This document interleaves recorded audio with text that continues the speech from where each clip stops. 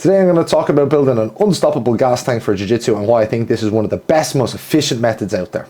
So when it comes to building conditioning for Jiu-Jitsu, there's two primary things that we're trying to be aware of. What energy systems that are going to be needed in Jiu-Jitsu and what we're going to need to do in the gym to train those energy systems.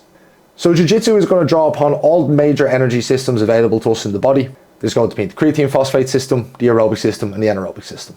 We're going to have short, intense bursts for our alactic or creatine system. We're going to have intense, long bouts of duration where we're not going to be getting enough oxygen and we're going to be entering an anaerobic environment. And then we're going to be doing Jiu-Jitsu for a long period of time, so there's going to be an aerobic demand throughout. Now, as a consequence of this, we're going to have to approach building our conditioning for Jiu-Jitsu with a myriad of different training systems.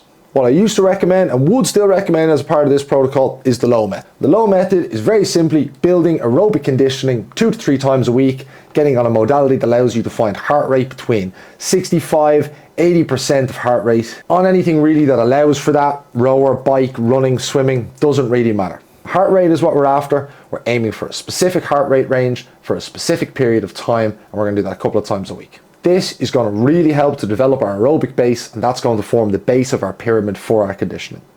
Alright, if you're watching the video and you're thinking, yeah man, that's great, but if you could just give me all of this in a program, that would be really good. I've got you sorted. If you go to the link below, you're going to find the Ultimate Training Week, where I've put all of this into an actual training program that you can just go to the gym and do. It'd be easier, wouldn't it? And you can get that at the link below. There's videos for all of the exercises, so it's really clear on what you can do. You can get stuck into that straight away. Okay, back to the video. Then from there, we're going to take a look at the high method. High method becomes really important in addition to the low method for one key reason. And this is the one key reason that I myself got wrong for years. The high method allows us to hit a heart rate range and a rate of work that we are just not going to experience on the mats. And I wrongly assumed for many, many years that we would get adequate work in this range on the mats. We absolutely don't. And we absolutely need to find an environment where we can push ourselves in this controlled, really high heart rate environment. We adapt the method to the bike, and this is something that I've been doing myself and with a number of my athletes, and we've all really liked it so far. We're going to take a look at doing intervals of 10 minutes at a time, and within those 10-minute intervals, we're going to take a little bit of a rest in between. Taking each of one of those intervals now and speaking through that, what we're going to look to do is we're going to look to sprint every minute on the minute for those 10 minutes. We're going to do our sprint somewhere around 80–90%, although the fitter you are, the kind of harder you can sprint here.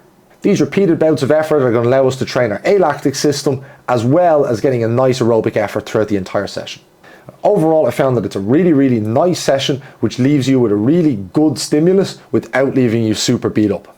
And overall, having done the session, I'd find that the next day, not really feeling it. I'm not really feeling the fact that I had just done a good 30-minute bout the day previous. And yeah, we can certainly split these bouts up, and you certainly don't have to do 30. You could do 10, you could do 20, you could do 30. I would start with definitely doing 10 to 20. And then if you feel it's helping and you feel like you're fit enough and it's adequate, you could certainly add the additional third block. I found that doing this on a bike works really well. And if I had to pick an exercise modality for you to use, it's going to be the assault bike. The reason that it's going to be the assault bike is because the assault bike is going to let you use upper lower and kind of compensate if you need to, as well as being really accessible. A lot of places have assault bikes. So I'd be a big fan of that piece of kit for doing this particular work. I think for the low work, it certainly matters less, and it just depends on what lets you maintain a nice, steady, even heart rate.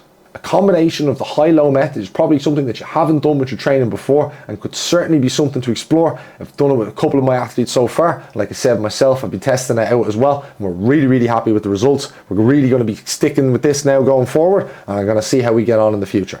And if you've never done any conditioning training before, you'd find that adding this sort of thing into your training could make a huge difference, and you might be surprised just how big of a difference it makes. So it's something that if you haven't done, you should definitely consider adding it. And now we've ran through it all. We've ran through the warm-up, the key lifts, the accessory lifts, the robustness work, and the building the gas tank, the conditioning work. If you enjoyed all of that and you enjoyed building out your program, but you'd like more detail, I've done a much more detailed version of building out your program, and I'm going to link that here. Here I'm going to go through all the topics again, but I'm going to give much more depth of information, and I'm going to give much more specific examples of exercises that I use myself and with my athletes, and how we've progressed those exercises over time. also going to talk about how that training might change as a competition approaches and what your session structure might change to look like and the exercise selection that we'd use there. So if you find particularly that you have a competition coming up and you want to know how to change your training, I highly recommend you pop over and you check that one out.